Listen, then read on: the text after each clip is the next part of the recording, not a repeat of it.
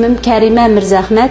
Ben Gollandiyada yaşayman. Biz 6 qeyrindosh, bir qeyrindoshim Avstraliyada yaşaydı. Mening inim Ümit Mirzahmet 1992 yılı 10. ayının 22. gün tug'ilgan. Onu bu yıl başında atalmış terbiyeleş lagerga ep kirketkinden onunki 2-20 yıllık kesip ötilganligidan xabar tapdım.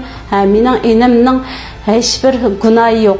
Tağam Rahmancan Osman, oğlu Baxtiyor Rahmancan, küçük oğlu Tahir Rahmancan, bularning atalmış terbiyeleş ceza lagerligidan xabar tapdım. Onundan başka urug' tuqqanlarimdan hech qanday xabar olmadim. Men Xitoy hukumatiningki qayrindishimni tezdan qo'yib etishni, onundan başka urug' tuqqanlarimni tezdan qo'yib berishni so'rayman. Shundaqla barliq davlatlarningki bizning ovozimizni tuyib xalqaro jamiyatning Xitoyga besim qilishni umid qilaman.